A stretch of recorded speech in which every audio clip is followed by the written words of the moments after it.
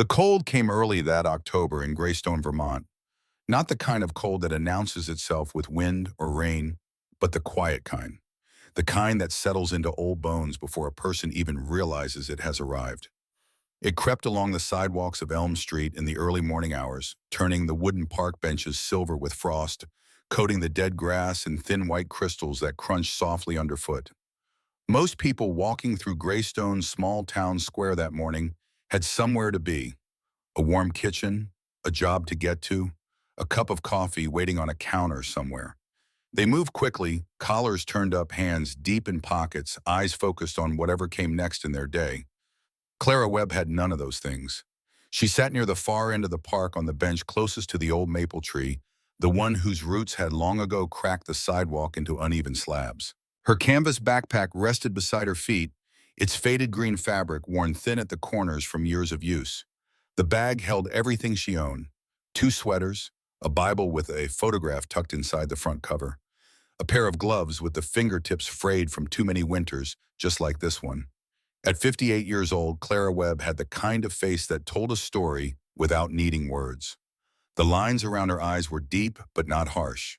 Her gray-streaked hair was pulled back neatly, held in place by a small clip she had found on the sidewalk 2 winters ago. She sat straight even now, even here. Not out of pride exactly, more out of habit. The habit of a woman who had once stood behind a diner counter for 12 hours at a stretch without complaint. She was not asking for money. She never did. In the 3 years she had spent sleeping in shelters and on park benches in Greystone, she had never once held out her hand. People in town recognized her. They had seen her before. Most walked past without stopping, not out of cruelty exactly, mostly out of habit. Towns develop habits around people they do not know how to help. The morning traffic drifted along Elm Street in the quiet, unhurried way of small New England towns on weekday mornings. A delivery truck, a woman walking a yellow dog, two teenagers on bicycles moving in the opposite direction of the school they were supposed to be heading toward. Clara watched all of it the way she watched most things now, quietly, from a distance, as though the world were a film playing just beyond the glass of a window she could see through but not open. She pulled her coat tighter across her chest and looked down at her hands. The left one ached in the cold the way it always did since the surgery. Not the sharp ache of something new, just the dull, familiar weight of something that had been broken and had healed into a shape slightly different from what it had been before. She had learned to live with that kind of pain. She had learned to live with most kinds. There are people in this world who fall apart loudly, who let the world know exactly how hard things have gotten, who cry in public and reach out for help and ask questions and fight back against the circumstances that have pulled them under. Clara Webb had never been that kind of person. She had always been the kind who keeps moving quietly, who adapts and adjusts, who absorbs loss after loss after loss, until one day she looks up and realizes that everything she once had is simply gone. She had not planned on ending up here. Nobody ever does. 20 years earlier, Clara Webb had been one of the hardest working women in Greystone. She had waitressed at the Maple Diner on Crawford Street since she was 34, the year her husband Randall left without explanation or apology. He had packed a single bag on a Tuesday afternoon, while Danny was at school, set his house key on the kitchen counter, with no note attached, and driven away from their rented house on Birch Street without looking back. Clara had stood in the kitchen for a long time after that, looking at the key.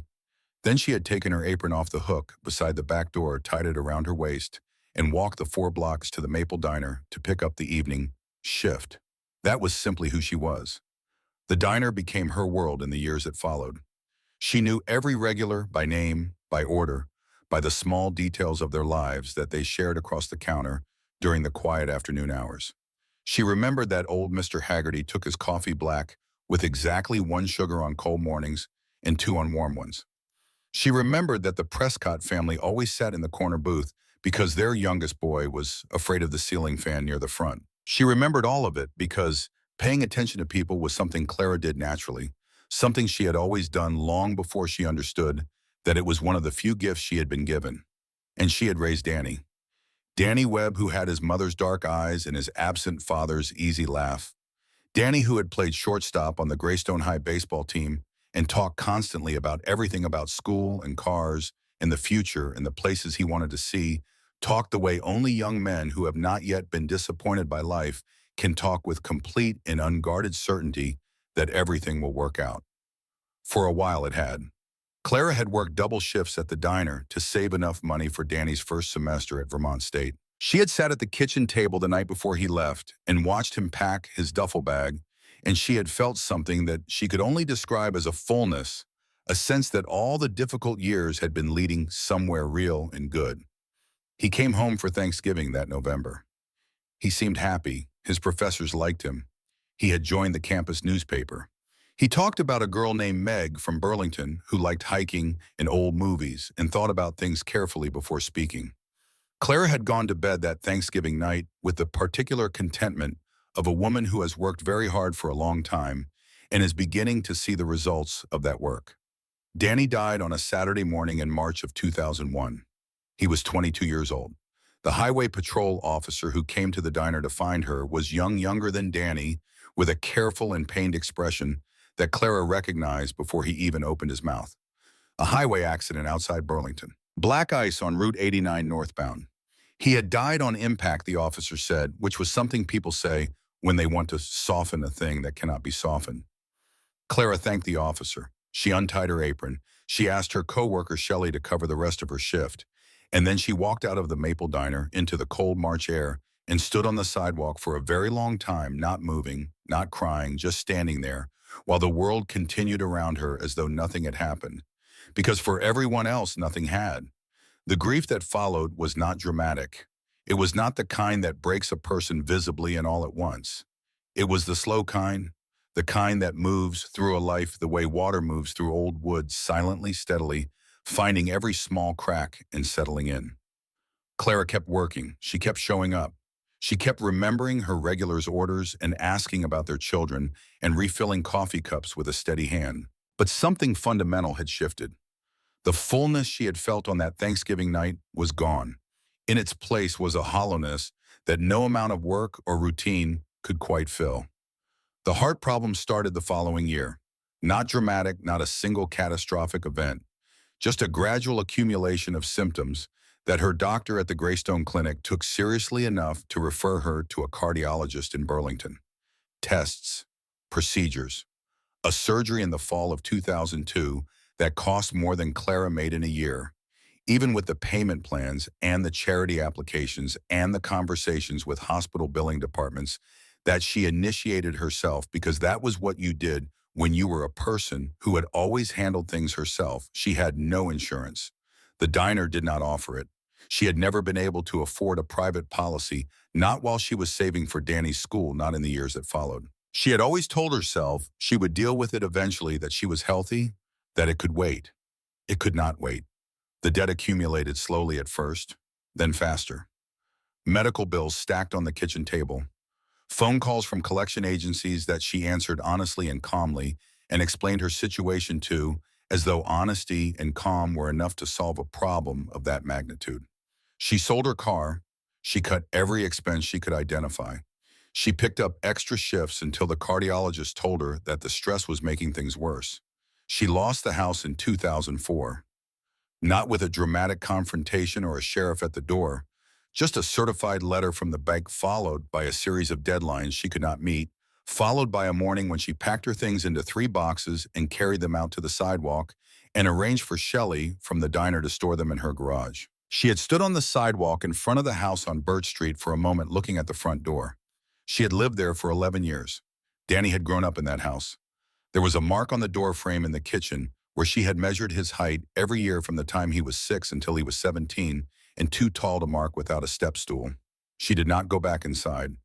In the years that followed, Clara moved through Greystone the way water moves, finding whatever level was available. She stayed with Shelley for a while, then in a room above the hardware store that a kind man named Fletcher rented cheaply to people he deemed trustworthy. Then the shelter on Broad Street when Fletcher sold the building. Then as the years accumulated and the options narrowed, the park bench near the old maple tree on Elm Street. Greystone remembered Clara Webb the way small towns remember most people who fall quietly into hard times, with a vague sadness, with the occasional offered meal or spare coat, with the particular discomfort of people who are aware they should do more and are not doing it, But life in Greystone moved forward the way life always does, and Clara Webb became part of the landscape. Familiar, unremarkable. A woman on a bench. She had been sitting on that bench for 3 years when the dark sedan pulled up to the curb on that cold October morning in 2024. She noticed the car because it did not belong to anyone who usually visited the park. It was a late-model vehicle, clean and dark blue, the kind driven by people who kept appointments and wore good shoes. It pulled up slowly as though the driver was looking for a specific address and stopped directly in front of the section of park where Clara was sitting. The door opened. The man who stepped out was perhaps 70 years old with silver hair combed back neatly from a high forehead and the careful, deliberate posture of someone who had spent decades in offices. He wore a long wool overcoat, charcoal gray, and moved with the measured economy of a person who was not in a hurry because he had learned long ago that being in a hurry rarely helped anything. He stood beside the car for a moment looking across the park. His eyes settled on Clara. He studied her for a moment the way a person studies an address on a building to confirm they have found the right place. Then he began walking toward her. Clara watched him approach without changing her expression. She had learned not to react to strangers immediately. Reaction cost energy she could not always afford. The man stopped a respectful distance away. He did not crowd her. "Excuse me," he said. His voice was quiet, careful. "Are you Clara Webb?" She looked at him directly. There was nothing threatening in his manner, but there was something serious, something that told her this was not a casual conversation. "Yes," she said. "That's me." He nodded slowly as though confirming something he had already suspected. "My name is Leonard Marsh," he said. "I'm an attorney here in Greystone." Clara said nothing. She waited. Marsh reached into the inside pocket of his overcoat and produced a small envelope. "I've been trying to locate you for 6 weeks," he said. She frowned. 6 weeks was a long time to look for someone who sat in the same park every morning. "You must have the wrong person," she said. "I don't have any legal matters." Marsh's expression remained composed, but behind it was something that Clara, who had spent 30 years reading people across a diner counter, recognized as genuine gravity. "Actually, Mrs. Webb," he said, "you do." He extended the envelope toward her. Something metallic shifted inside it with a soft, quiet sound, like keys. Clara looked at the envelope but did not reach for it immediately. "What is that?" Marsh answered with a sentence that felt almost absurd in the quiet morning air, with the frost still silver on the grass and the delivery truck rumbling past on Elm Street and a crow calling out from somewhere in the maple tree overhead. "A property has been left to you," he said. Clara was quiet for a moment. She thought she had misheard him. "A property," she repeated. "Yes." She looked at him carefully, at the careful clothes, at the good shoes, at the expression on his face, which was not the expression of a man who was confused or mistaken. "Sir," she said slowly, "I sleep on this bench most nights." "I know," Marsh said. That made her pause, because the way he said it was not the way people usually said things like that. It was not pity, it was not discomfort. It was simply acknowledgement, plain and direct, the way a person acknowledges a fact they have already made peace with. "Then you know I don't own anything," Clara said. "You didn't," Marsh said, "until 3 months ago." He placed the envelope in her hands. The metal inside shifted again. Keys, she was right, and more than one of them. Clara opened the envelope. Inside were 3 brass keys, their edges worn smooth with age. She turned them over in her palm. They were old, genuinely old, the kind of keys that belonged to locks that predated the hardware stores that carried modern replacements. "They belonged to your great-aunt," Marsh said. "Agnes Pruitt. She passed away in July. In her will, she left you the only piece of property she still owned?" Clara turned the name over slowly in her mind. Agnes Pruitt. It sounded like something from a long time ago, a name heard once in childhood, then forgotten. "I don't even know who that is," she said quietly. "Most of the family didn't," Marsh said. He paused before continuing. "The property is somewhat unusual." "What do you mean?" "It's an old wooden cabin," he said, "several miles outside town, deep in the forest near Hollow Creek." Clara stared at the keys. "A cabin?" she repeated. Marsh exhaled carefully. "It hasn't been lived in for decades. The roof needs significant repairs. Most of the windows are broken. The land around it is heavily overgrown." Clara looked up. Then why would anyone leave it to me? Marsh was quiet for just a moment before answering. And the answer when it came was simple enough that it landed with unexpected weight. Because no one else wanted it. The words settled into the cold air between them. Clara looked at the keys again. She felt the unexpected weight of them in her palm, heavier than they should have been for their size. "You're telling me," she said carefully, "that someone left a cabin to a woman who doesn't have a place to sleep tonight." Marsh looked at her directly. "Yes."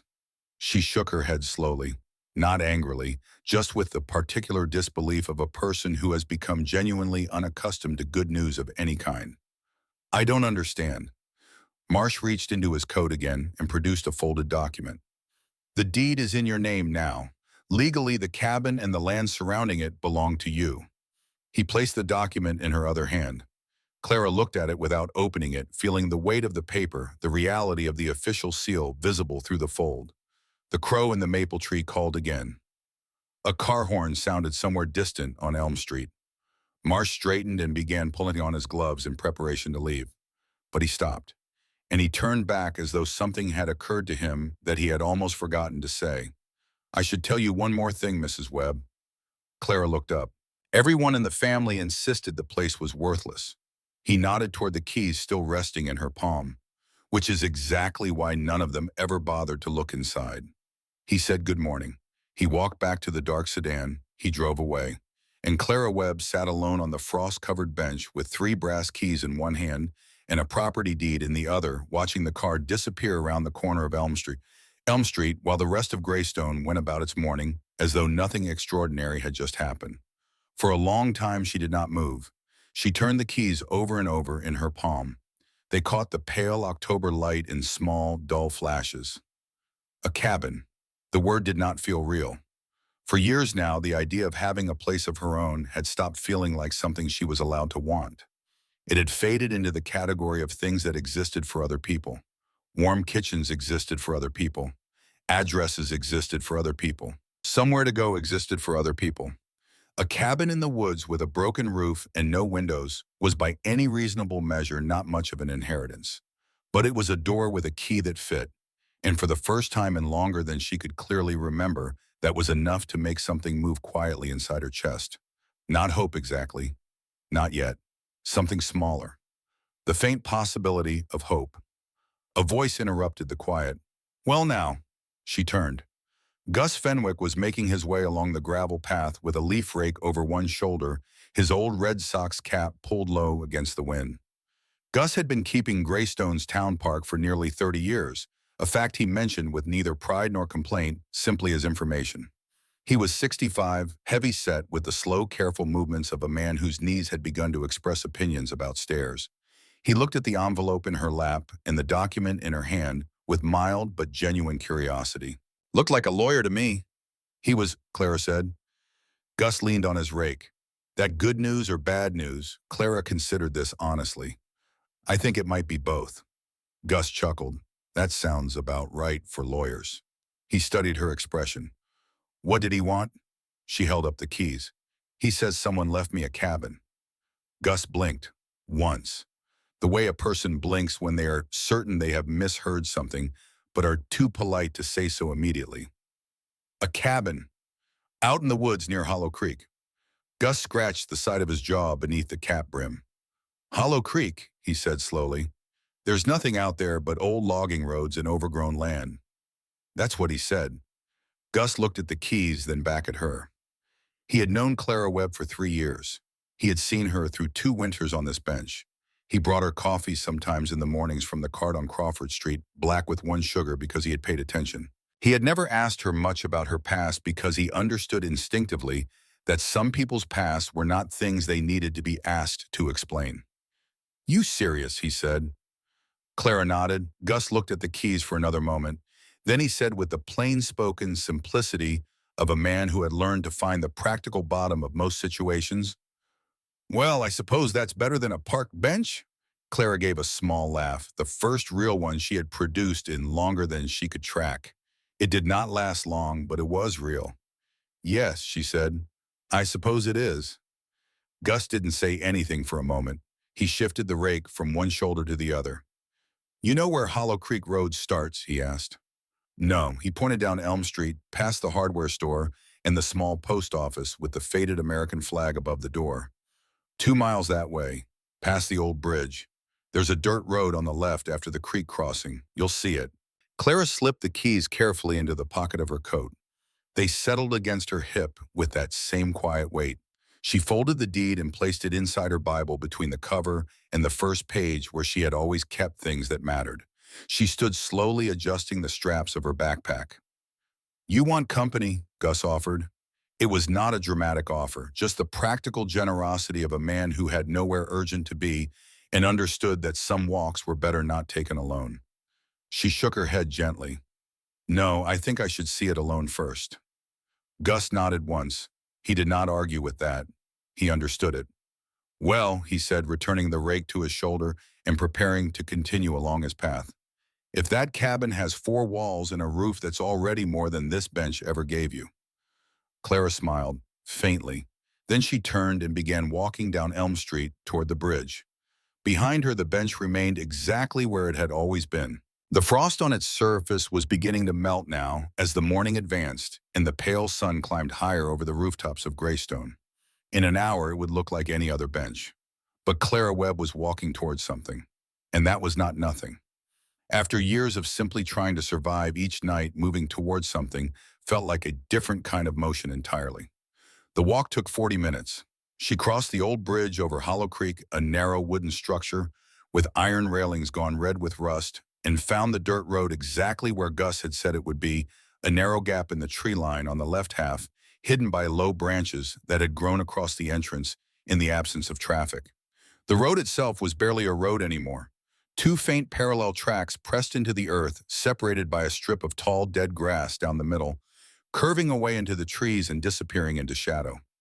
Clara stood at the entrance for a moment looking into the forest. The trees on either side were tall maples and pines, their upper branches bare against the gray October sky. The lower branches still held their autumn leaves deep red and gold and brown, and the light that filtered through them had the particular quality of October light in New England, clear and thin, and somehow both warm and cold at the same time.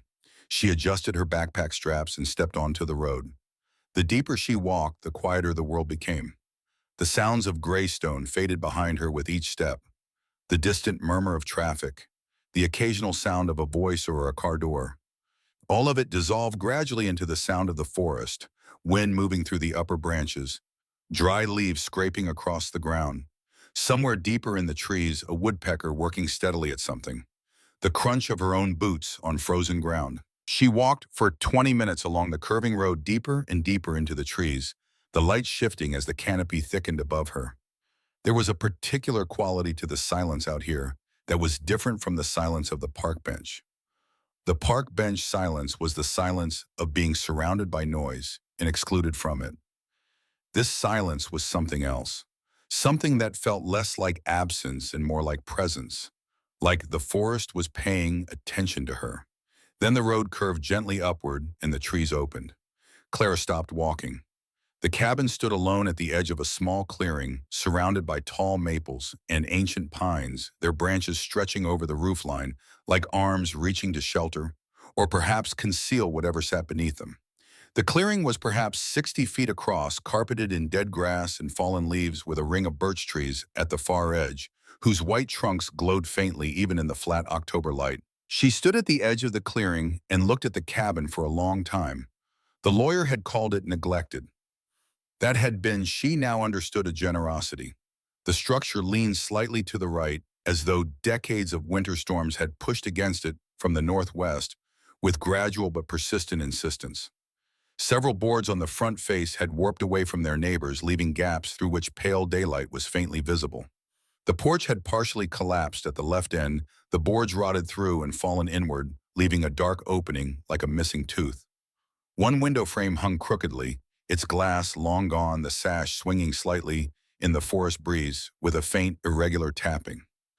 The roof from this distance appeared to have survived better than the walls, though several shingles had been lost in various places, replaced by nothing, leaving the wood beneath exposed to whatever weather had come since. The whole structure was gray. Not painted gray, weathered gray. The gray that old wood becomes when it has been rained on and frozen and thawed and rained on again for 50 or 60 years with no one to do anything about it. It was the color of things that have been forgotten. And yet, Clara walked slowly across the clearing toward it. There was something about the cabin that the pictures she had formed in her mind during the walk had not quite prepared her for. Something she could not immediately name. She stopped at the bottom of the porch steps. The steps were three in number, the bottom one cracked down the middle one solid enough, the top one missing a section on the right side. She put one foot on the bottom step, carefully testing it. The wood groaned but held. She took the next step, then the next. On the porch, she paused and looked around her. A rusted iron lantern hung on a hook beside the door, swaying slightly in the breeze, its glass panel cracked but intact. Beside the door, on a small wooden shelf that had somehow remained attached to the wall, sat an old clay flower pot, cracked and empty, with a long dried stem still standing in the hardened soil. Clara turned and looked back across the clearing. From here, with the trees surrounding the open space and the pale autumn light falling across the dead grass, the place had a quality she had not expected. It was quiet, genuinely deeply quiet. Not the quiet of emptiness, but the quiet of something that had been waiting. She turned back to the door. The paint had peeled away entirely, leaving bare wood that had darkened over the years to a deep gray brown. The lock was old but solid-looking, a heavy brass mechanism set into the door, with the kind of care that suggested it had been installed by someone who intended it to last. Clara reached into her coat pocket and pulled out the three keys. She held them up in the thin light and considered them for a moment. The largest key darkened with age. She tried first. It slid halfway into the lock and stopped. She withdrew it. The thinnest key, the one that almost looked decorative, too delicate for something this heavy. She tried it without much conviction. It did not enter the lock at all. That left the third key, heavier than the others, its bow worn smooth with handling its blade a simple, sturdy shape. She slid it into the lock. It went all the way in. She turned it slowly to the right. For a moment, nothing. The mechanism resisting decades of rust and disuse. Then something shifted inside the lock, something releasing, and the entire mechanism turned with a deep, solid click that resonated through the door and into Clara's hand and upper arm. The door shifted inward by half an inch. Clara stood there with her hand still on the key, looking at that half inch of dark space between the door and the frame. She stayed there for several seconds. This was the moment she understood where the idea of the cabin became a fact. Whatever was inside would now be hers. The broken windows and the collapsed porch and the rotting boards and the decades of silence, all of it would be hers. Not as a concept, not as a document, as a reality. She pushed the door open. The hinges protested with a long, grating sound that broke the silence of the clearing so completely that it sent a small bird flying from the branches overhead with a startled flurry of wing beats. Dust rolled forward from inside the cabin in a pale cloud, drifting in the thin beam of sunlight that cut across the floor from the broken window on the far wall. The air that came out was cold, colder than the outside, with the particular smell of old wood and closed spaces, and something beneath those things that Clara associated with abandoned attics and sealed rooms. The smell of time. She stepped inside. The floor creaked beneath her boots, a deep, resonant sound that moved through the boards and into the walls. But it held. Clara stood just inside the doorway and let her eyes adjust to the light. The room was small, one main space that took in the whole front of the cabin, a wooden table in the center, two chairs, a stone fireplace built into the far left wall, its mantel thick with dust, a dark stain above it where decades of fires had left their marks on the stone. Shelves along the right wall holding perhaps a dozen empty glass jars, their lids still sealed tight. A small iron stove in the corner near the broken window, cold and dark, with a tin coffee pot sitting on top of it, as though someone had set it down expecting to come back. And beside the fireplace, neatly stacked against the wall, in a way that no abandoned place should logically contain, a short pile of split firewood. Dry, clean, recent enough that the wood had not yet darkened to match the general gray of everything else. Clara walked toward it slowly. She crouched and picked up one of the smaller pieces, turned it over in her hands. The cut end was pale and fresh-looking, the grain tight and drawn. This wood had not been here for decades. It had been here for perhaps a year, maybe less. She set it back down carefully. She stood and looked around the room again. The table, the chairs, the fireplace, the shelves. Everything was covered in the same thick, even layer of dust. Everything had the same still quality of a place undisturbed for a very long time. Except the firewood. She walked to the shelves and looked at the urns. Each one sealed tightly, the metal lids only slightly darkened with age. On one of them turned toward the wall, so that she almost missed it, a paper label was still partially legible. She turned the jar carefully and read Blackberry. Summer 1954. Someone had believed in saving things. Someone had believed that what they put on these shelves would be found and understood and appreciated by whoever came later. Clara set the jar back in its place and stood quietly for a moment in the middle of the room. Agnes Pruitt, she said softly. The name sounded different, spoken aloud in this space than it had sounded on Elm Street. Here it had weight. Here it was connected to something real. To this table. To these jars. To the firewood stacked with deliberate care beside a fireplace that had not been lit in years. She began to clean. There was a broom leaning in the corner behind the door. She had not seen it at first, but there it was, old and worn, but intact, its handle smooth from years of use, its bristles still serviceable. She picked it up and began to sweep. The rhythm of the broom across the old floor was something she had not expected to feel as familiar as it did. She had swept floors for 30 years at the Maple Diner, early mornings and late nights, the sound of bristles on linoleum, the satisfying gathering of debris into manageable piles.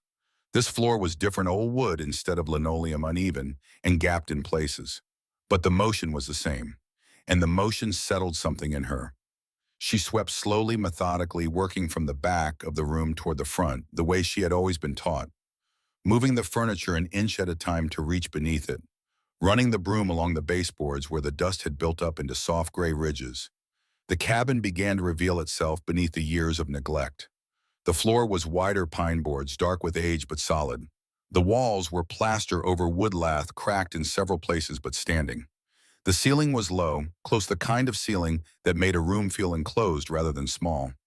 She had been sweeping for perhaps 15 minutes when the broom struck something. A hollow sound rose through the floor, deeper and more resonant than the sound of broom on wood should produce. Clara stopped. She pushed the broom forward slowly across the same section of floor. The sound came again, unmistakable. Hollow. Not the shallow hollow of a loose board. Something beneath. Something with genuine space behind it. Clara set the broom against the wall and crouched down. She pressed her palm flat against the floorboard in the area where the sound had been different. The board was solid under her hand at first. She moved her palm slowly across the surface, pressing gently at intervals. There. A slight flex. A small but definite movement under pressure that the boards on either side did not have. She looked at the board carefully. It appeared identical to all the others at a glance. Same width, same color, same surface, grain. But the joints around it, she could see, now that she was looking, were slightly cleaner than the joints between neighboring boards. As though this particular board had been lifted and replaced enough times that the grime had not had the chance to accumulate in the gaps the way it had everywhere else. This board had been moved. More than once. Clara stood and looked around the room for something to work with. The fireplace poker was leaning against the stone beside the hearth. She crossed the room and picked it up. It was heavy cast iron, darkened with use, with a flat blade at one end and a curved hook at the other. She returned to the board, crouched again, wedged the flat blade of the poker carefully into the joint on the long edge of the board, working slowly, applying steady pressure without forcing it. The board resisted. Then it shifted. Then, with a dry sound like something exhaling after a very long breath, it lifted. Clara sat back on her heels and looked at what she had uncovered.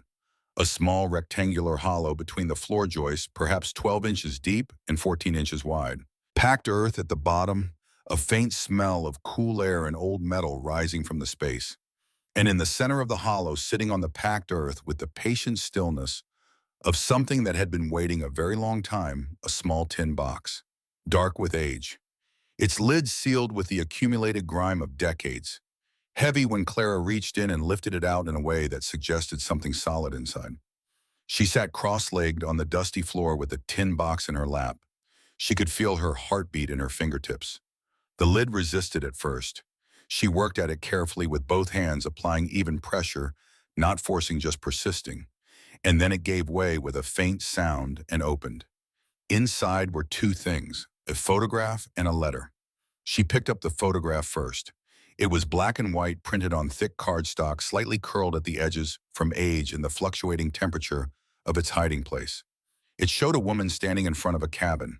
This cabin, she recognized the porch railing, the particular angle of the roofline. Behind the woman, the trees were younger, shorter, their canopy barely reaching the height of the roof.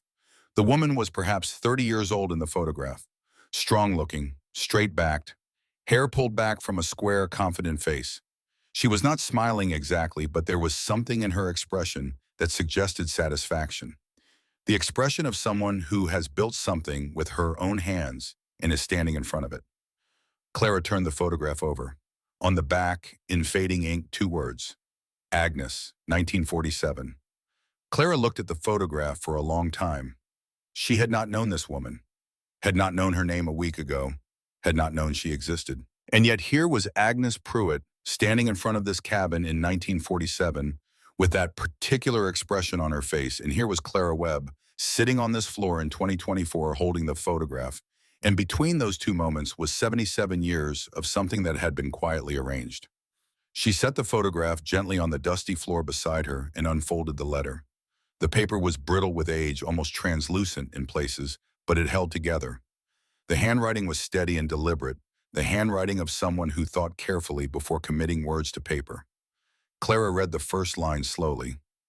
If you are reading this, then you are the one who finally came. She stopped. She read the line again. The one who finally came. Not a person, not a relative. The one. As though Agnes had been specific about this in a way that transcended family connection. Clara continued reading. I knew someday someone would find this cabin again. But I also knew it would never be the people who wanted it for money. This place was never meant for the greedy. It was meant for someone who needed it. Clara lowered the letter slowly. Outside, the October wind moved through the clearing with a sound like breathing brushing against the old walls of the cabin, shifting through the dry leaves on the forest floor. The rusted lantern tapped gently against the wall beside the door. She folded the letter carefully and placed it back in the tin box alongside the photograph. Then she stood and walked to the broken window and looked out at the clearing. The light had changed. The pale October sun had shifted westward while she had been inside, and the clearing was now bathed in the longer, lower golden light of late afternoon. The trees cast long shadows across the dead grass. The white birch trunks at the far edge glowed in that particular way birch trees glow in autumn, as though lit from somewhere within. Then she heard a vehicle on the dirt road. A large pickup, dark green mud on the tires, rolled into the clearing and stopped. The man who climbed out was perhaps 45 broad through the shoulders, wearing an orange hunting vest over a heavy flannel shirt with a thick beard that hid most of the lower half of his face. He looked at Clara standing in the doorway with the expression of a man who has genuinely not expected to find anyone here. Well now, he called out, didn't expect to see anyone up here. Neither did I, Clara said. He looked at the cabin. You buying this place? No, it was left to me. He laughed softly. Lady, I've been hunting these woods for 15 years. He pointed toward the roofline. That place should have been torn down 20 years ago. Clara looked back at the cabin, at the broken window and the collapsed porch and the walls gone gray from decades of weather and the door that nonetheless had a lock her key fit. You planning to actually live here? He asked. Yes, she said. He shook his head slowly. Well, I'm Bert Teller. I'm out here most weekdays this time of year. He climbed back into the truck. I wish you luck. The engine started. The truck reversed and disappeared into the trees. Clara stood alone on the porch. Then she looked down. There in the soft earth at the edge of the clearing, just before the tree line to her left, were tire tracks. Not from Bert Teller's pickup. These were narrower, the pattern different, the tread of a vehicle with low-profile tires, the kind fitted to cars built more for roads than for logging tracks. And they were recent. The edges were still sharp and clean, unweathered, not softened by rain or frost. Clara crouched beside them. She studied them carefully. Bert Teller's truck had come in from the road and stopped in the middle of the clearing. These tracks came from the same direction, but veered left and stopped at the tree line as though the driver had pulled to the edge and parked there. Not passing through, not turning around, parked, waiting, watching, and then leaving again before she arrived. Clara stood slowly. She looked at the tracks. Then she looked back at the cabin, at the firewood stacked too neatly and too recently beside a fireplace that had not been lit in years, at the jars preserved on shelves, at the hidden box beneath the floor that someone had clearly known about and chosen not to touch. The cabin had not been visited in decades, Leonard Marsh had said, but these tracks were fresh, and whoever had left them had known exactly where to come. Clara put her hand in her coat pocket and closed her fingers around the 3 brass keys. The cabin at Hollow Creek had been waiting for her. She understood that now, but apparently she had not been the only one waiting. The night came early to Hollow Creek. By 5 o'clock, the last of the pale October light had withdrawn from the clearing, retreating up the trunks of the tall maples until it reached the canopy and then dissolved entirely into the blue-gray dusk. The temperature dropped quickly after that, the way it always does in Vermont once the sun is gone, with a directness that leaves no room for gradual adjustment. One moment the air was merely cold. The next it was genuinely bitter. Clara had found 3 things in the cabin that mattered for the night ahead. The firewood stacked beside the hearth, a box of long wooden matches on the mantel shelf behind the dust, their heads still dry, and a heavy wool blanket folded on the highest shelf above the glass jars wrapped in a piece of oilcloth that had kept the moths out and the wool intact. She had shaken the blanket out through the broken window and watched a small cloud of old dust drift away into the evening air. The wool beneath was gray and thick and smelled of cedar. Someone had wrapped it carefully. Someone had thought about what a person arriving here in cold weather would need. She built the fire slowly the way her father had taught her when she was a girl. Small things first, thin kindling, then progressively larger pieces as the flame established itself. The stone fireplace drew well despite the years of disuse, the chimney apparently clear enough to carry the smoke upward without complaint. The fire caught and grew and filled the room with a warmth and a light that transformed it. The shadows that had gathered in the corners retreated. The old table and chairs became solid and real. The glass jars on the shelves caught the firelight and glowed faintly orange. Clara pulled one of the chairs close to the hearth and sat. She did not read the letter again. She had read it once and she had understood it, and some things do not benefit from being read twice in the same evening. Instead, she set the tin box on the table beside her and sat with her hands in her lap looking at the fire. The letter had said what it said. The right person would arrive with nothing and therefore have nothing to lose by telling the truth. She had arrived with a canvas backpack and a pair of frayed gloves and 20 years of loss she had never spoken about to anyone. If that was what Agnes had been waiting for, then Agnes had been patient in ways that Clara was only beginning to understand. What she kept returning to was not the letter itself, but the firewood. She looked at it across the room, the neat stack beside the hearth, clean-cut ends, dry grain wood that had not been there for decades. Someone had been in this cabin recently. Someone who had known the cabin existed, known it was about to change hands and come here with split wood and stacked it beside a fireplace that had not been lit in years. She thought about Leonard Marsh saying he had spent 6 weeks looking for her. 6 weeks in a town where she had sat on the same bench every morning. A town where Gus Fenwick, who had known her for 3 years, worked 50 yards from where she slept. 6 weeks was not a search. 6 weeks was a timeline. A timeline that suggested someone else had been watching the process by which this cabin would transfer and had been moving around that process with intentions she did not yet fully understand. The fire popped softly. The greedy will never search beneath the floorboards. They only look at what they can sell. She stood, picked up the broom, moved into the kitchen. She was not thinking about the letter anymore. She was thinking about what else Agnes might have hidden and why the person who had left those tire tracks in the clearing had not found it first. The kitchen was narrow, barely wide enough for 2 people, with a low counter along one wall and an old cast-iron sink below a window that looked out into the darkness of the forest behind the cabin. A hand pump above the sink, its handle red with rust. A small cast-iron cook stove against the opposite wall with a rusted kettle still sitting on the left burner, exactly where someone had set it down for the last time and never picked it up again. Clara swept the kitchen floor, slowly working in the small space with careful strokes. The kitchen floor stopped her. She noticed it the way she had noticed the loose board in the main room, not all at once, but gradually the way you notice something that is almost right, but not quite. She had swept half the kitchen before the difference registered consciously. The boards beneath her feet here were darker than the boards in the main room, darker and slightly narrower. A different cut of wood laid at a slightly different angle, as though this section of floor had been installed separately at a different time by different hands. Clara set the broom aside. She crouched and pressed both palms flat against the kitchen floor.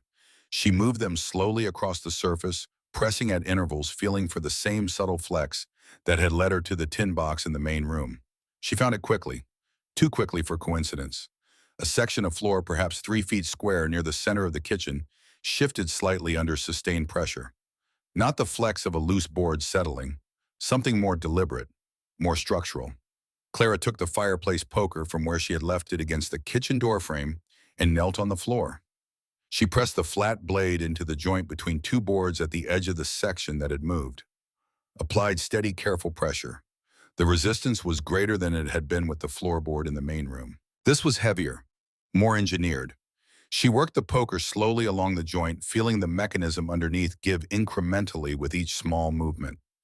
Then something released, not a board lifting, a panel, a square section of floor rising as a single unit on hinges set into the underside, swinging upward on the far edge and tilting toward her as she pulled, revealing a darkness below that was not the shallow darkness of a hidden compartment, but the deep darkness of genuine space. A draft of cold air rose from the opening, carrying with it a smell of packed earth and old wood, and something else beneath those things, something dry and papery, that Clara recognized without being able to immediately name.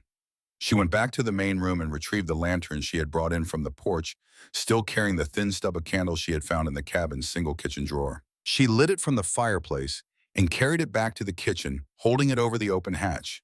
The light fell down into a small underground room. The walls were bare wood planking, gray with age, but solid. The floor was packed, earth smooth and level, without the casual unevenness of natural ground. This space had been built deliberately. It had been designed. In the center of the room, directly below where she was kneeling, a wooden chest sat on the packed earth floor. It was perhaps 3 feet long and 2 feet wide. Thick iron bands crossed its surface at intervals, the metal dark with age, the corners reinforced with iron brackets. A heavy lock secured the front hasp, solid and old, the kind of lock that was built to last a century. A wooden ladder, 4 rungs, descended from the hatch opening to the floor below. Clara tested the top rung with her foot. It held without any give. She tested the second. The same. She descended carefully, holding the lantern in one hand and the ladder with the other, her boots finding the packed earth floor and settling on it with a quiet solidity. She straightened and held the lantern higher. The underground room was perhaps 8 feet square. Along the right wall, arranged with the same careful deliberateness she had found in the cabin above, were 3 objects. A rolled canvas, a glass bottle sealed with wax containing what appeared to be folded papers, and leaning against the wall with the specific stillnesses of something that had been placed there with great care, a leather-bound notebook, its cover darkened almost to black with age. But these were secondary to the chest. Clara knelt before it. She held the lantern close and looked at the lock. It was a different style from the door lock, older, with a simpler mechanism, a skeleton lock, the kind that required a specific key, but not a complicated one. She reached into her pocket and removed the 3 brass keys. The small key, the one she had dismissed at the cabin door as decorative. She held it close to the lantern and looked at it again. The bow was ornate, yes, but the blade was simple and narrow. A skeleton key design. She held it against the lock. It fit. She turned it carefully. The lock opened. She lifted the lid. The smell that rose from the chest was the smell she had detected from the hatch opening, dry and papery and old, and the smell of documents, the smell of things recorded and preserved and hidden. The chest was filled almost to the top with papers, not scattered, organized, bundled in groups with cloth ribbons, each bundle arranged in the chest with evident intention. On top of everything, laid flat and accessible, was a leather journal, its cover different from the one against the wall, newer dark brown rather than black with a brass clasp on the front. A label on the cover, written in the same handwriting as the letter, read, "Agnes Pruitt, begin here." Clara lifted the journal from the chest. She sat cross-legged on the packed earth floor of the underground room with the lantern beside her and opened the journal to the first page. Agnes had been thorough. She had been meticulous. She had understood that what she was leaving behind needed to be comprehensible to someone who arrived without any prior knowledge.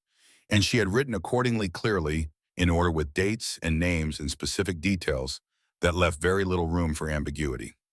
Clara read for a long time. The story Agnes told began in 1935, when Agnes was in her early 20s and still living in the valley with her father, Elias Pruitt, who had owned and farmed a parcel of land in the Hollow Creek Valley since the early 1900s. The valley had been home to perhaps a dozen families in those years, small farmers and loggers and their families, people who had built modest lives on land they had owned for generations.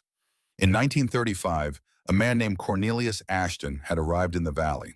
He was from Burlington originally, Agnes wrote, with money and connections and the smooth, patient manner of someone who understood that most things could be obtained eventually if you applied the right kind of pressure in the right kind of way over a sufficient period of time. Cornelius Ashton had learned something that the families of Hollow Creek Valley had not. Beneath the soil of the valley, beneath the farmland and the timber and the creek itself lay a mineral deposit of considerable value. Clara read the word Agnes used, chromite.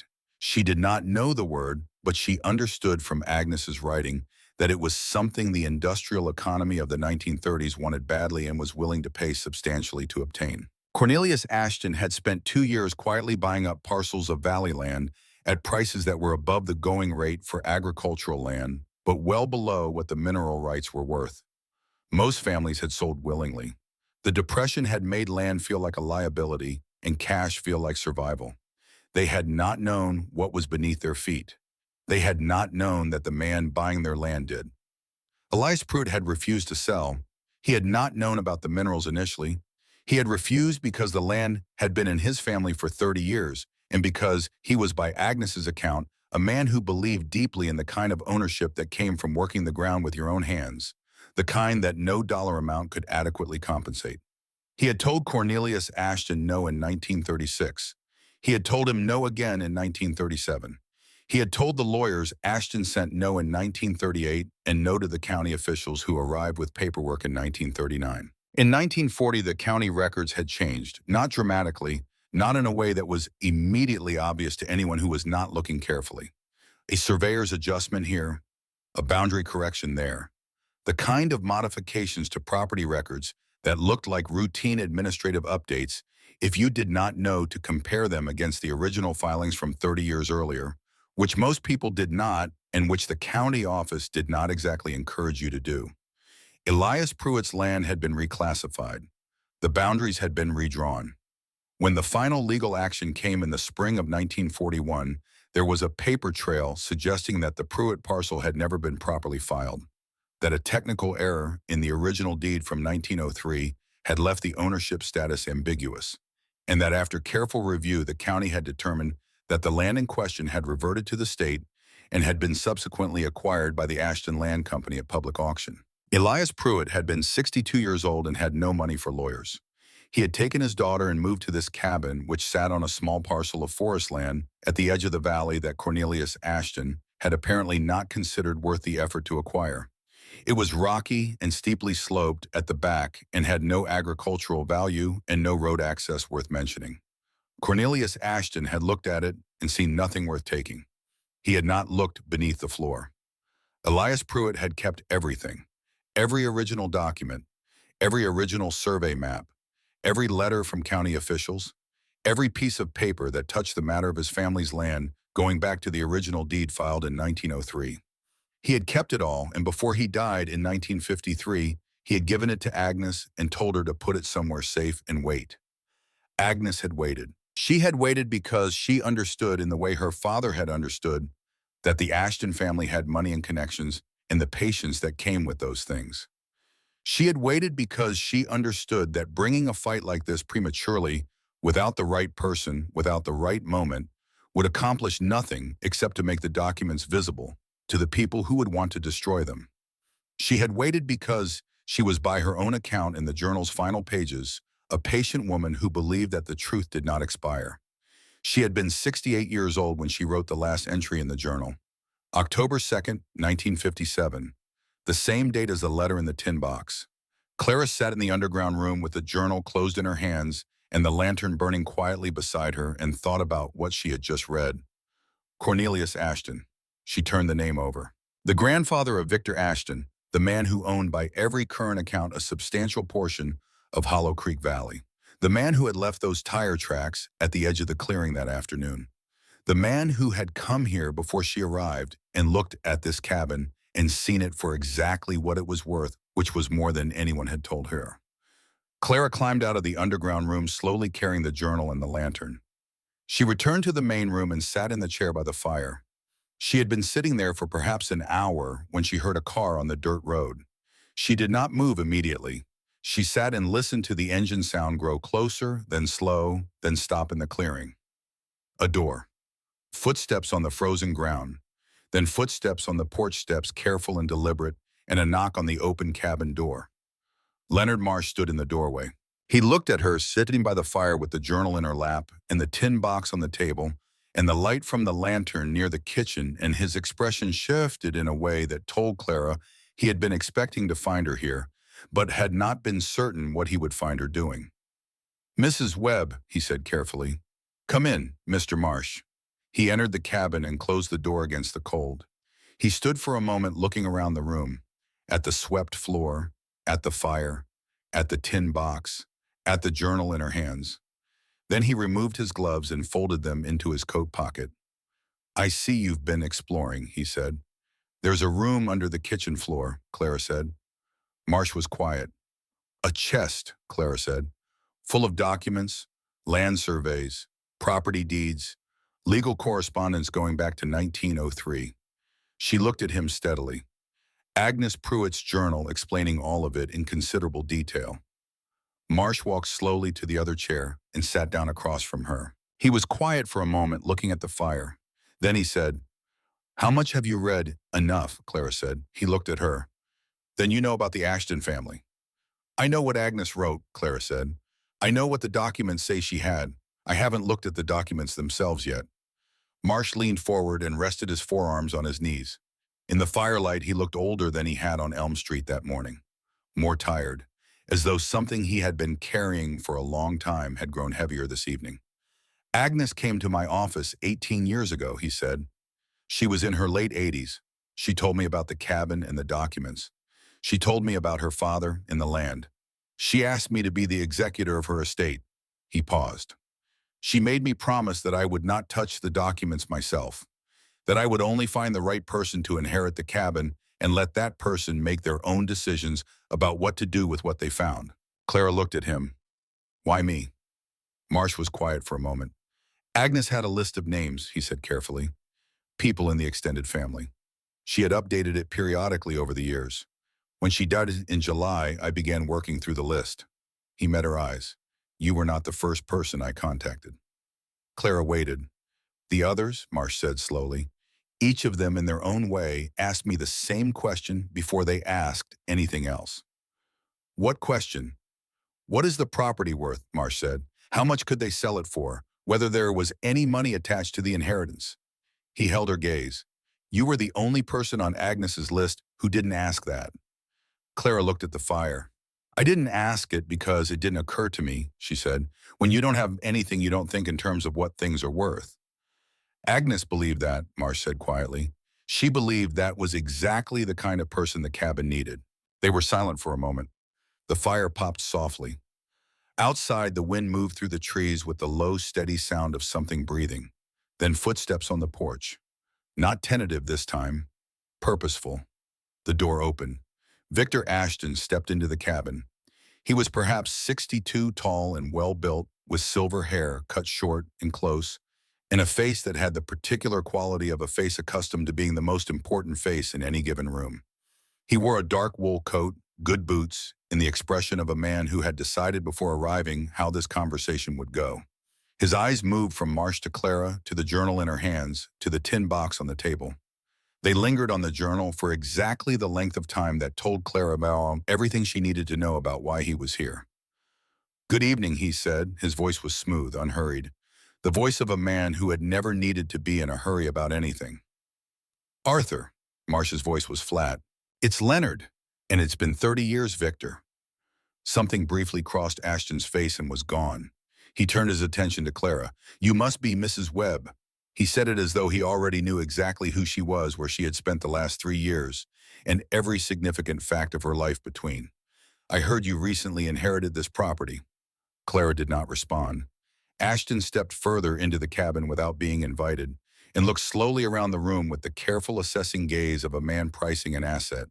His eyes stopped briefly on the kitchen doorway, where the light from the lantern she had left below still faintly suggested the open hatch in the floor. Something shifted in his expression. Then it was composed again. I won't waste your time, he said. He reached into his coat and removed a folded document. He placed it on the table beside the tin box. I'd like to make you an offer for this property. Clara looked at the paper without touching it. The number printed on it was $50,000. That's a great deal of money, Ashton said, for a cabin that most people would consider uninhabitable. His tone was pleasant, reasonable, the tone of a man doing someone a favor. Clara looked at him steadily. You knew about this cabin, she said. Ashton raised an eyebrow slightly. I'm familiar with most of the properties in this area. You were here this week, Clara said. Before I arrived, those were your tire tracks at the edge of the clearing. A very brief silence. Then the pleasant expression resumed unbroken. I make it a habit to stay informed about properties in the valley, he said. When I learned this cabin had been transferred by inheritance, I wanted to see the condition of the land before making an offer. And the firewood, Clara said. Ashton looked at her. Someone stacked fresh firewood beside the fireplace, Clara said.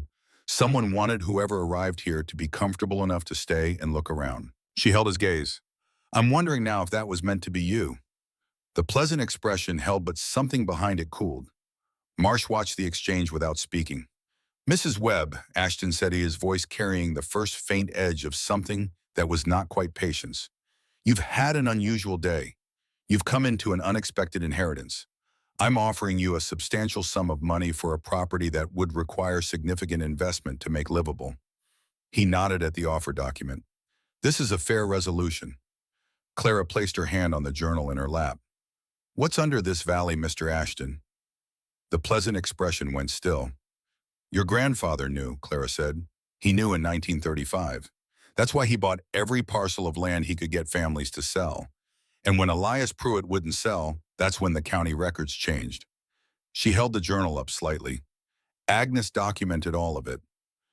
The cabin was completely quiet except for the fire. Ashton looked at the journal for a long moment. Then he looked at Clara. Something had shifted in his manner. The smoothness was still there, but it had acquired a different quality, like the surface of water over something moving below it. Those are old documents, he said carefully. Historical records. Even if they existed and said what you seem to think they say, the legal landscape has changed considerably since the 1930s. Property law has evolved.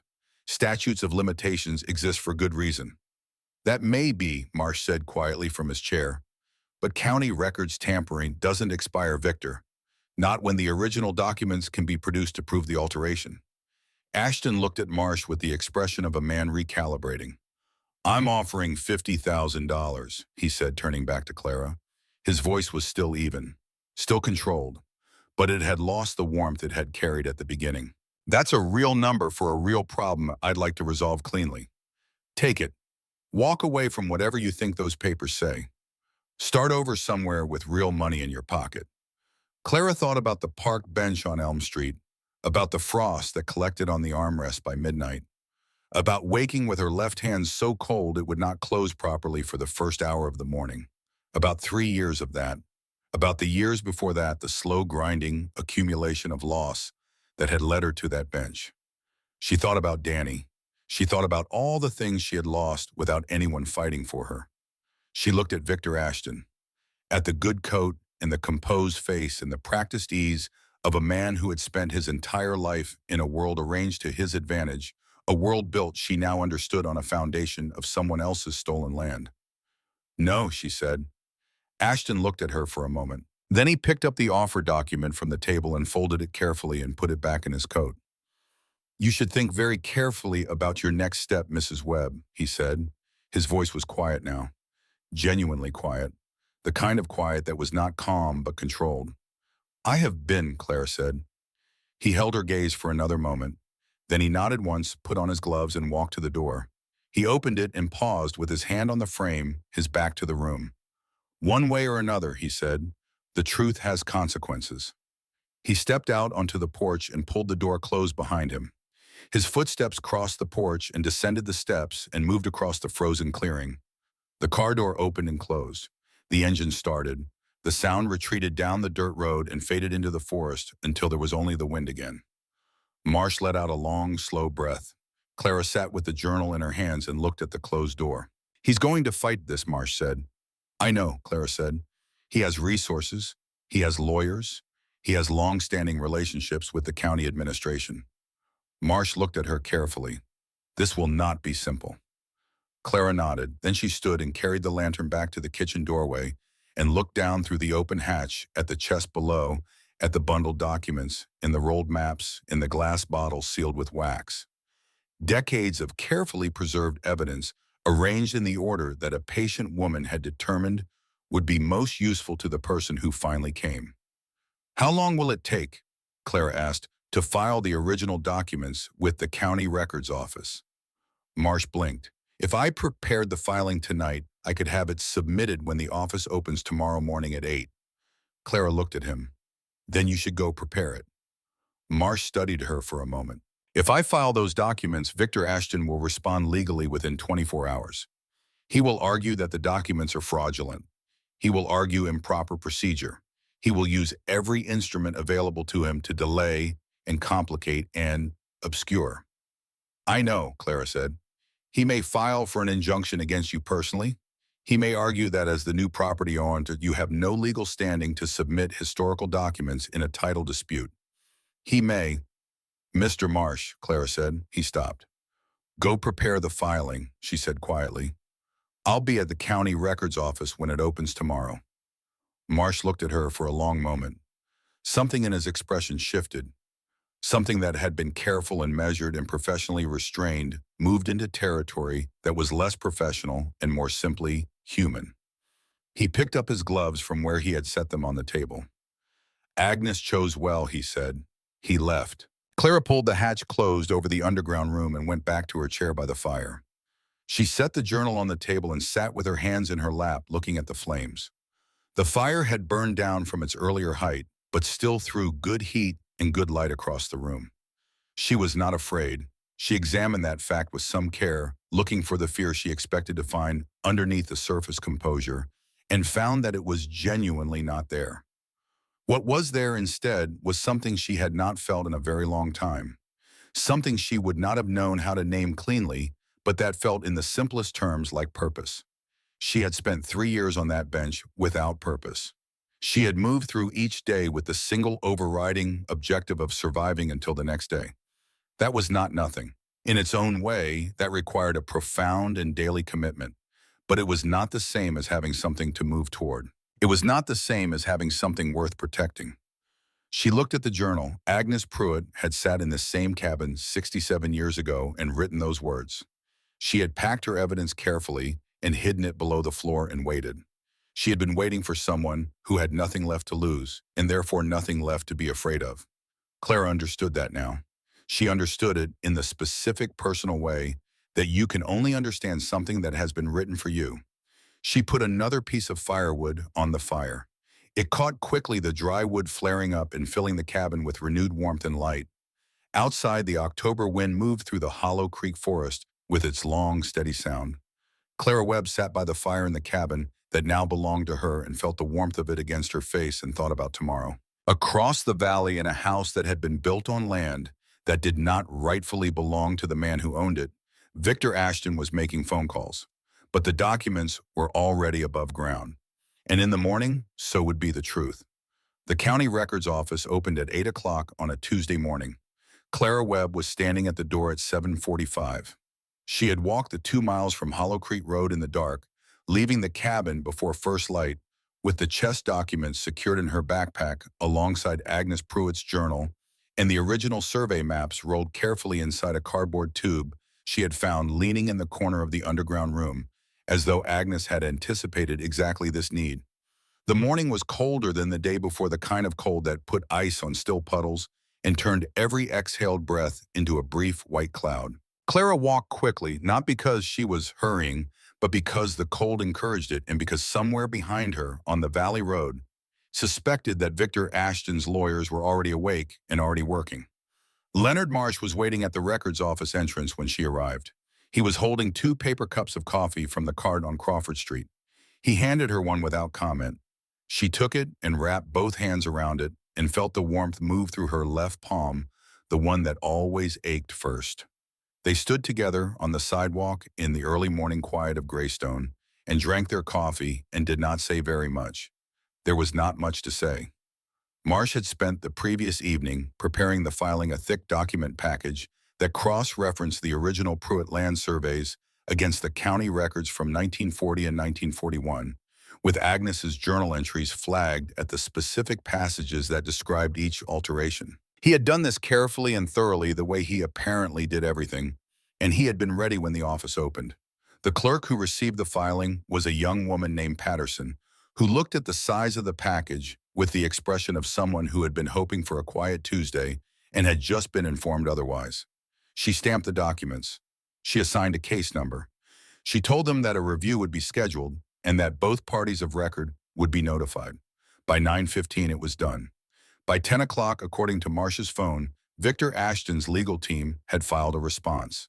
The response argued, as Marsh had predicted, that the documents submitted were of uncertain provenance and could not be verified as authentic.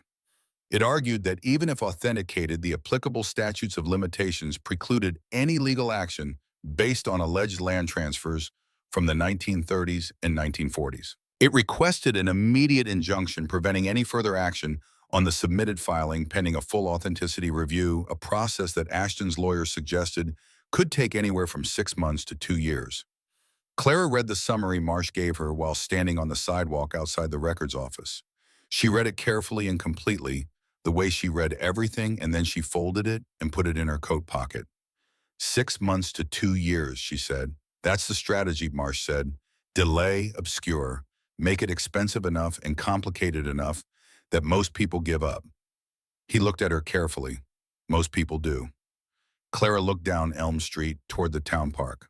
She could see from here the bench near the old maple tree. From this distance, it looked like any other bench. What do we need, she said, to make the authenticity argument fail? Marsh considered this.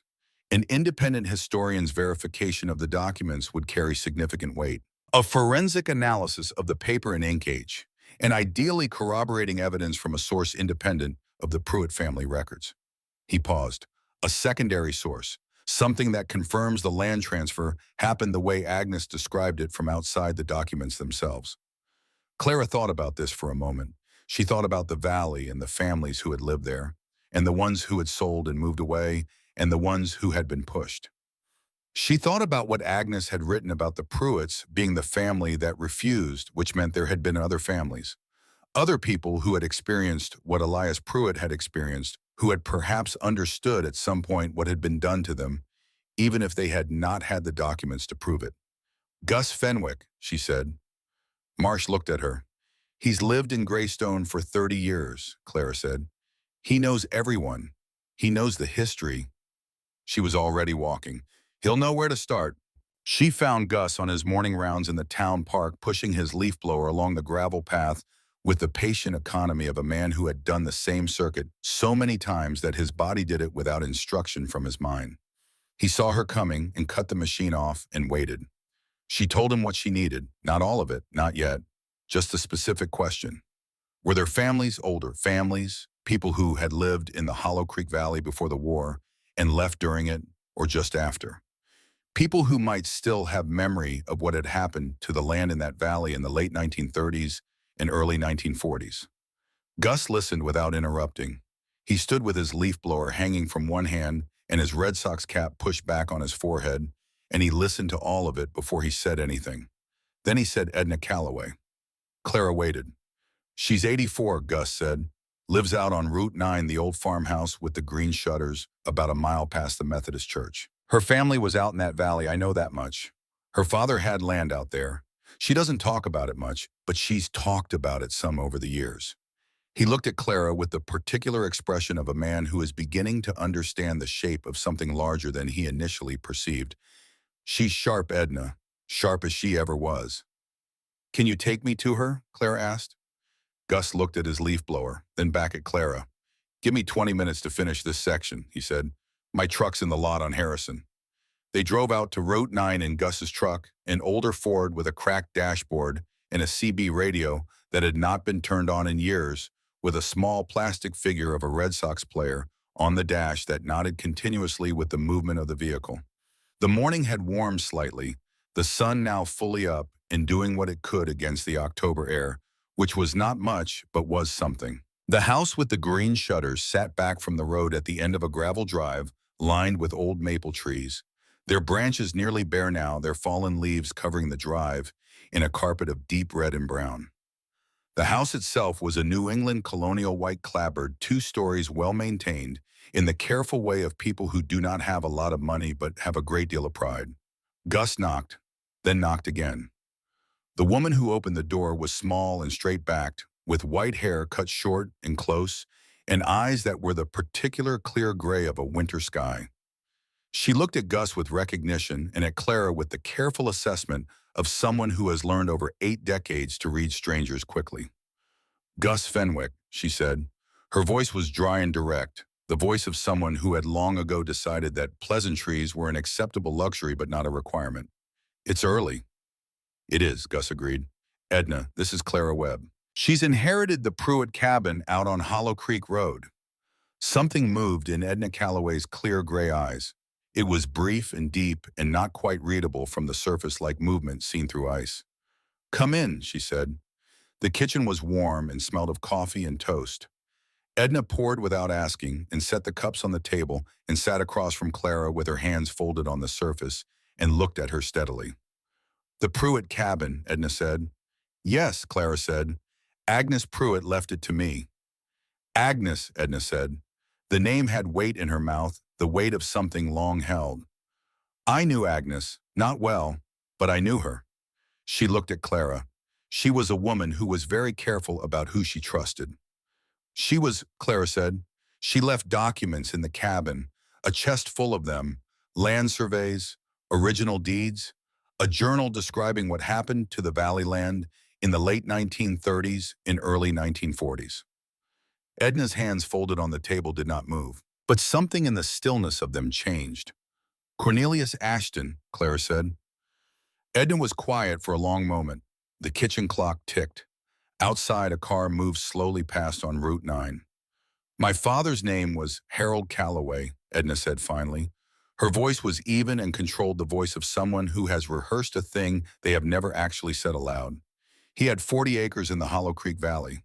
His father broke that land, built the house on it, ran dairy on it from 1898.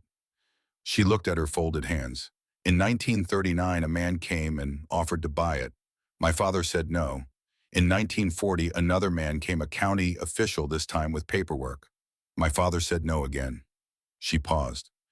In the spring of 1941, we came home from church on a Sunday morning, and there were men at the house. Sheriff's men. They had an eviction order. The kitchen was very quiet. My father showed them his deed, Edna said. The man with the sheriff looked at it and said it was superseded by a court order filed the previous November. My father had never received notice of any court proceeding. He had never been given the opportunity to respond. The order had been filed and processed and finalized without his knowledge. She looked at Clara directly. He was 61 years old. He had no money for lawyers. We left that afternoon. Clara held her gaze. Did your father keep the original deed? Edna looked at her for a moment. Then she stood and went to the door that led from the kitchen to the rest of the house. She disappeared. Clara could hear her moving through the house, the sound of a drawer opening, then footsteps returning. She came back with a large, flat envelope, the kind used for documents, its surface brown with age and soft at the corners from handling. She set it on the table and sat back down. My father kept everything, Edna said. I have kept everything since him. She looked at the envelope. I have his original deed, I have the eviction order, and I have this. She opened the envelope and removed carefully a single folded letter. She unfolded it on the table and turned it so Clara could read it. The letterhead at the top read Ashton Land Company, Burlington, Vermont. The date was September 14th, 1940. The handwriting was formal and businesslike and completely without warmth. It was addressed to Harold Calloway, and it stated in language that was polite on the surface and threatening beneath it that the Ashton Land Company was making a final offer to purchase the Calloway parcel, that the offer was significantly above market value, and that Mr. Calloway would be well advised to consider carefully the consequences of continued refusal given the changing regulatory environment regarding land use in the Hollow Creek Valley. Signed at the bottom, Cornelius R. Ashton. Clara looked at the letter for a long time. This was not a survey, not an internal document. This was a letter from Cornelius Ashton himself in his own handwriting, with his own signature, written before the eviction, before the court order, before the legal machinery had been deployed. A letter that established clearly and in his own words that he had known Harold Calloway owned this land, that he had wanted it, and that he had considered refusal to be something with consequences. When taken alongside the county record alterations that Agnes had documented, this letter was not a historical curiosity. It was evidence. Mrs. Calloway, Clara said carefully, would you be willing to submit this letter as part of a legal filing challenging the Ashton family's ownership of the Valley land? Edna Calloway looked at her for a long moment. Her clear gray eyes were steady and unreadable. Then she said, I've been waiting for someone to ask me that question for 50 years. She folded her hands again on the table. Yes. The weeks that followed were unlike anything Greystone had experienced in living memory. The story broke first in the local paper, the Greystone Courier, which ran a front-page article under the headline Historic Land Documents Surface in Hollow Creek Cabin. The article was careful and factual, and by the standards of small-town journalism, remarkably well-sourced. Within 48 hours, it had been picked up by the Burlington Free Press. Within a week, a regional television crew had driven up from Hartford.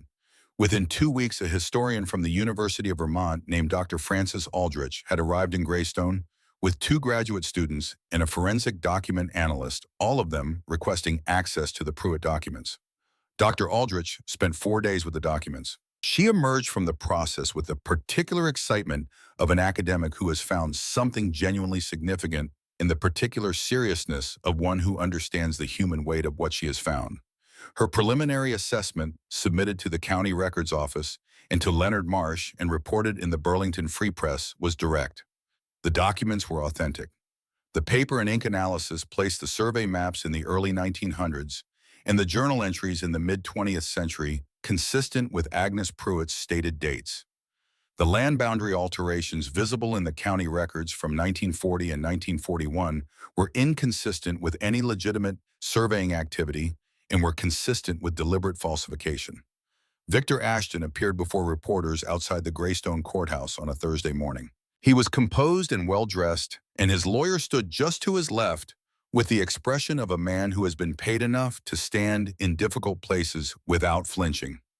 Victor said that his family had owned land in the Hollow Creek Valley for generations, and that they were confident in the legitimacy of their title. He said that historical documents of uncertain origin should not be used to overturn decades of settled property law. He said that he respected the legal process and would allow it to reach its proper conclusions. He did not mention Cornelius Ashton's letter to Harold Calloway. He did not mention Edna Calloway at all. Clara watched the footage on Gus Fenwick's phone, the 2 of them sitting on the tailgate of his truck in the town park parking lot on a gray October afternoon. She watched Victor Ashton's composed face and his practiced words and the careful way he managed the space around him, and she thought about what Agnes had written. The greedy will never search beneath the floorboards. They only look at what they can sell. Victor Ashton had come to the cabin looking for something to suppress. He had found instead a woman who had nothing left to lose. That had been, Clara suspected, a calculation he had not made. The county scheduled a public hearing for the 3rd week of November. It was held in the Greystone Town Hall, a building that had not been filled to capacity since the zoning dispute of 2019 and had never in anyone's current memory been filled the way it was filled on that Tuesday evening. Every seat taken by 7 o'clock, people standing along the walls.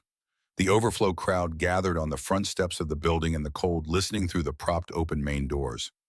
Clara had not planned to speak. Leonard Marsh had prepared a complete legal presentation. Dr. Aldrich was there to present the forensic analysis. The county record supervisor had prepared a timeline of the disputed alterations. There were other lawyers and other documents, and a process that had been carefully organized and would proceed in proper order. Clara sat in the front row of the public seating with her backpack at her feet and her coat on her lap and Agnes's journal held in both hands. She had been holding it since she arrived, not to read, just to hold. Edna Calloway sat beside her. They had not discussed sitting together. Gus had driven them both to the town hall, and they had walked in together and sat down together without conversation about it, the way people sometimes fall into arrangements that feel settled before they are decided.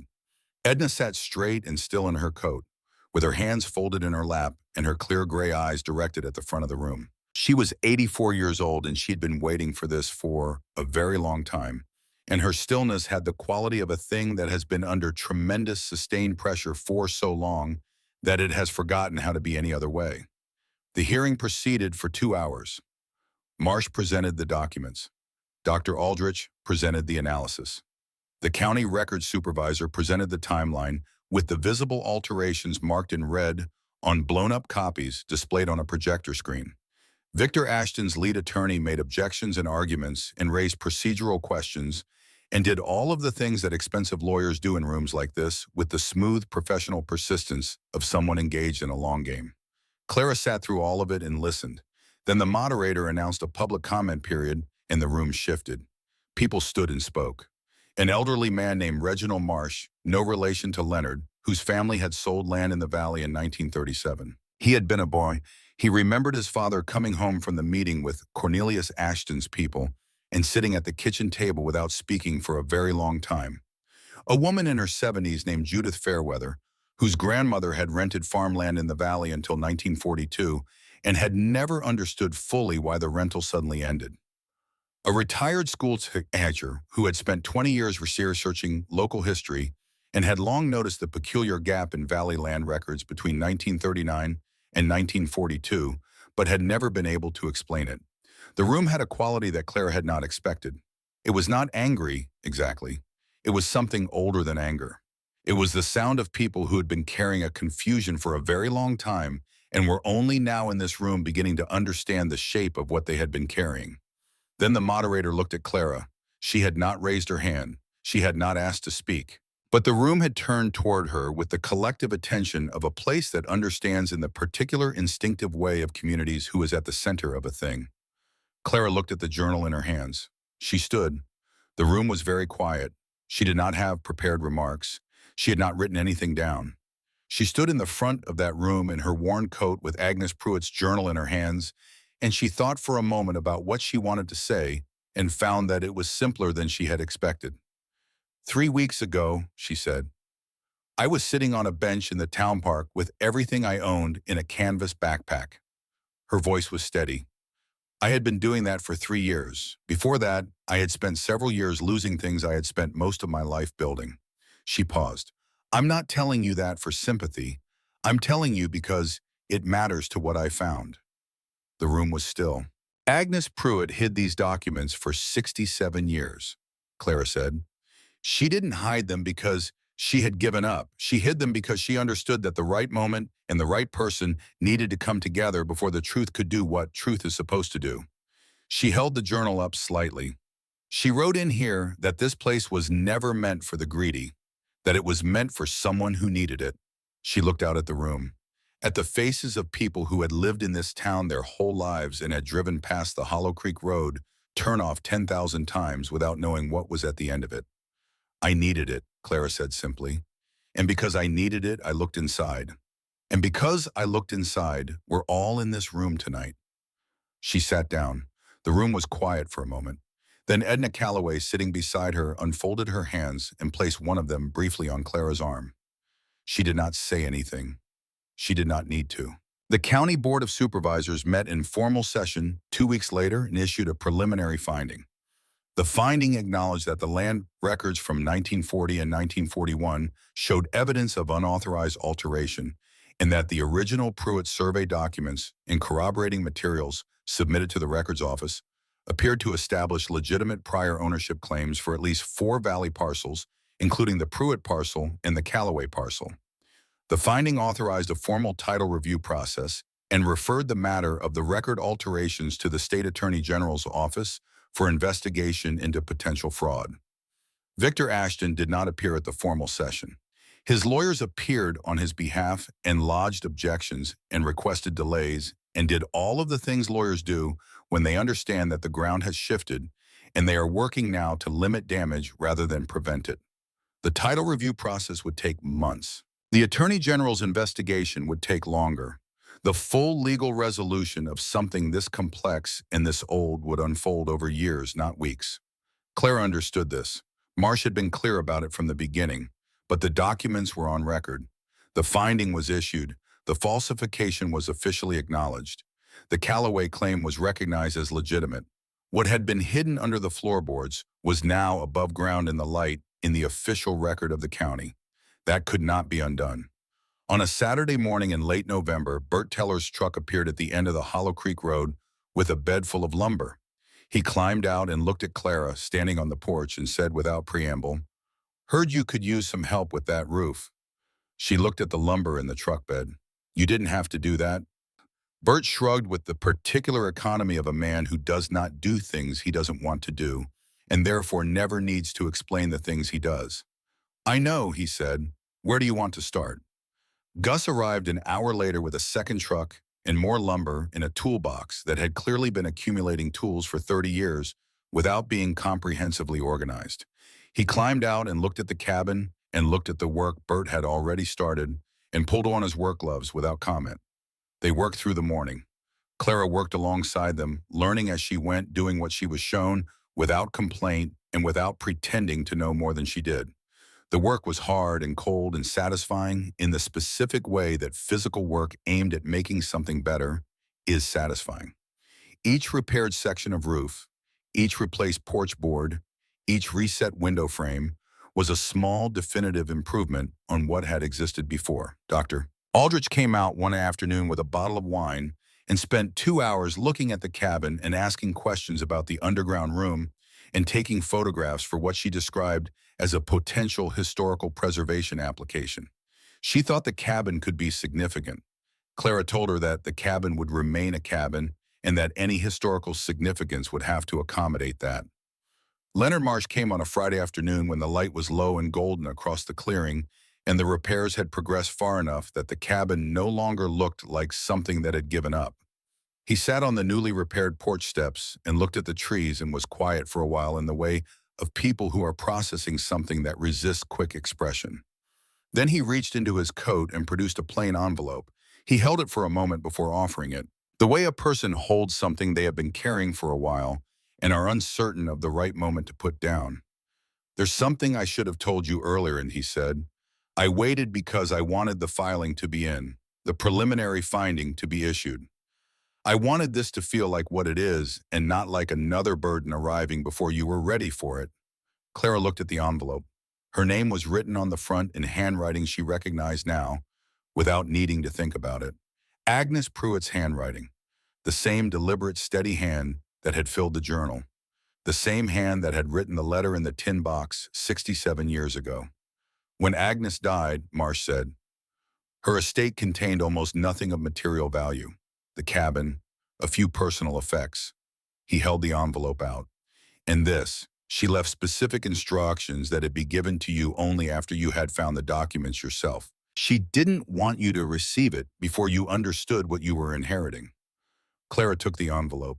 She sat with it in her hands for a moment without opening it.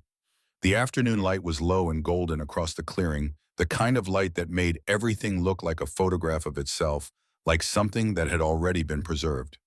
She could hear Marsh breathing quietly beside her. She could hear the wind in the upper branches of the tall pines at the edge of the clearing. She opened the envelope. Inside was a single folded piece of paper and something smaller, an additional item she could feel through the fold without yet seeing it. She unfolded the paper first. It was a newspaper clipping.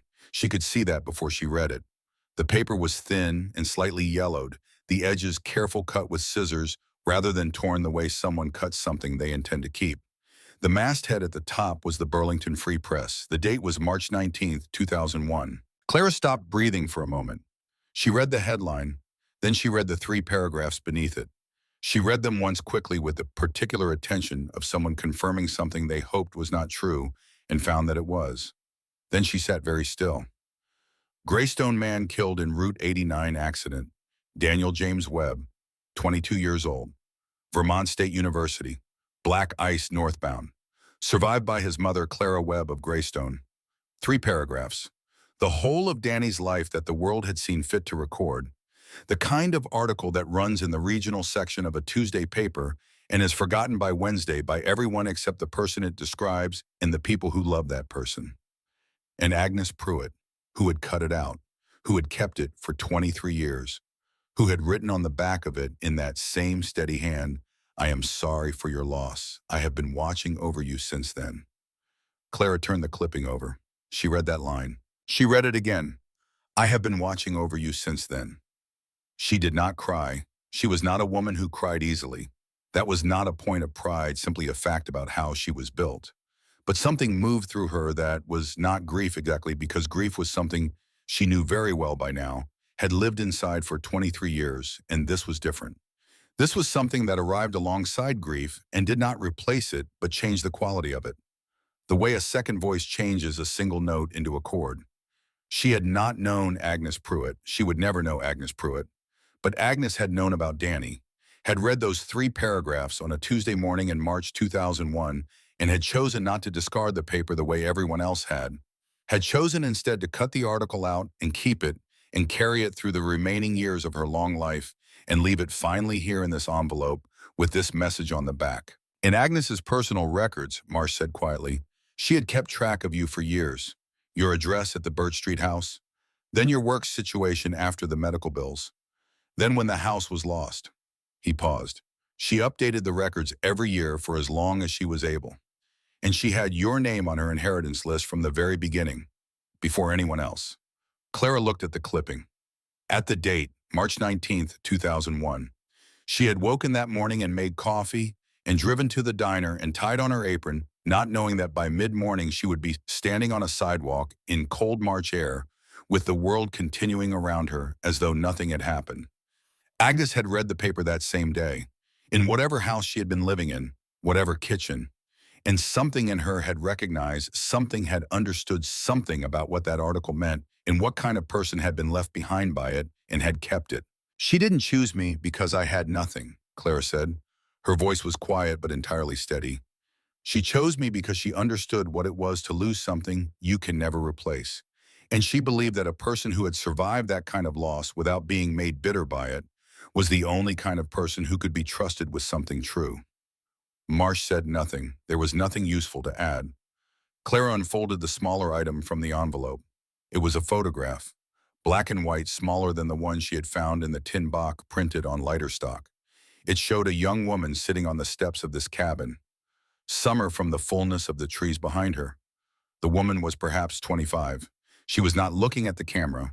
She was looking at something off to her left, something outside the frame, and her expression was entirely unguarded. Open. The expression of a face that does not know it is being observed and is therefore completely itself. On the back of the photograph in handwriting that was younger than the journal, less formed, the ink slightly faded. This is the place where I belong. Clara held the photograph in one hand and the newspaper clipping in the other for a long time. She looked at the young woman on the steps, at the trees behind her, younger than the same trees that were standing now at the edge of the clearing, older and taller as their branches holding the thin December light. 2 women separated by 77 years sitting on the same steps. One of them, certain she had found the place she belonged. The other only beginning to understand the same thing. Marsh stood after a while. He put on his gloves.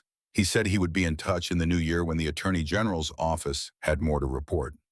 He said she had done something that mattered. He said it plainly without elaboration, the way he said most things, and then he walked to his car and drove away down the snow-covered dirt road, and the sound of his engine faded into the forest. Clara sat on the porch steps with the photograph and the clipping in her hands until the cold finally persuaded her back inside. She placed the clipping and the photograph on the table beside Agnes's journal. The three of them together. The journal that had kept the truth for 67 years. The newspaper clipping that had kept a name. The photograph of a young woman who had found in a cabin in the Vermont woods the thing she had been looking for. She looked at them for a moment. Then she went to the fireplace and put another log on and watched the flame take it. The cabin looked different now from the first afternoon.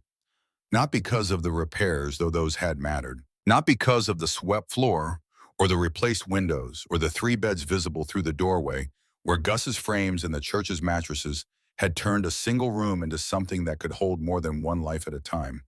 It looked different because someone was living in it, because the chairs were angled the way Clara preferred them, because the journal was on the mantel where she put it each evening, and the teacup she had used that morning was still on the table, and the wool blanket was folded over the back of the chair nearest the fire. It looked inhabited. It looked like a home. In the weeks that followed the preliminary county finding, something began to happen in Greystone that was quiet enough that most people did not notice it immediately, and then one day simply understood that it had been happening for a while. People came to the cabin, not reporters this time, not lawyers or historians or officials.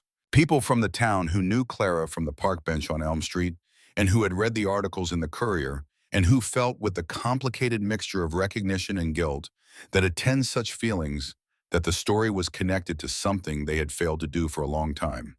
They came with things: a bag of groceries from the market on Crawford Street, a box of tools that someone's husband had left behind, a stack of firewood from someone's backyard pile, a window latch that would fit the last unrepaired window. They left these things on the porch sometimes, when Clara was not there, arranged neatly the way people arrange things when they want to make a gesture but are uncertain of their welcome. Clara accepted all of it, not with the particular grateful performance that is sometimes expected of people who have been helped, but with the direct and genuine appreciation of someone who understands that accepting help is its own kind of courage. She began thinking about the three beds. It had been in her mind since the first night she slept in the cabin, waking in the early hours when the fire had burned down, and the cold had found its way back into the room, and lying there in the dark thinking about the people she knew. The ones she had spent 3 years alongside in shelters and on benches, the ones who were still out there tonight on those benches in that cold. She talked to Marsh about it. He told her that as the property owner, she had the legal right to use the cabin as she chose, subject to any local zoning requirements that she should probably review. She talked to Gus about it. He said nothing for a moment and then said he thought he knew where to get 2 more bed frames. By the first week of December, there were 3 beds in the cabin. Simple wooden frames, solid with good mattresses, that 2 members of the Greystone Community Church had arranged through a donation drive that Clara had not asked anyone to organize and had been genuinely surprised to learn about. 3 beds with wool blankets folded at the foot of each one. A fireplace that was cleaned and well-maintained and kept burning. A door with a lock and 3 copies of the key, 1 for Clara and 2 for whoever needed them. It was not a shelter. It did not have official status or funding or a staff. It was just a cabin in the woods where someone had decided that having space meant sharing it. 3 people at a time. No applications. No rules beyond basic respect. Clara was there most nights to build the fire and make sure things were right. On the first night that all 3 beds were filled, Clara sat on the repaired porch steps in the December cold and looked at the clearing. Snow had come to Hollow Creek, a light early snow, not enough to close the dirt road, but enough to settle in the clearing and across the rooftop and along the upper surfaces of the birch branches at the far edge. The forest was very quiet. The stars above the tree line were brilliant and close in the way they are in northern Vermont in winter, far from city light. She had a cup of tea in her hands, hot and slightly too strong the way she had always made it, and she sat with it and looked at the clearing and thought about Agnes Pruitt, standing in the same spot in 1947, young and straight-backed, and looking at the same trees that were standing here now, older and taller, their branches holding the first snow of the season. This is the place where I belong. Clara understood that now, not in the abstract way she had understood it on the first afternoon when the idea of belonging somewhere had felt almost theoretical after so many years without it, in the specific bodily way. The way you know a place is yours, not because a document says so, but because you are sitting on its steps in the cold in December and you are not thinking about where you will sleep tonight.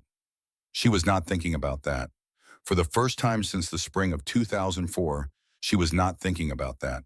Marsh came to the cabin one last time before the year ended on a gray December afternoon when the snow had deepened enough in the clearing that he left boot prints from his car to the porch.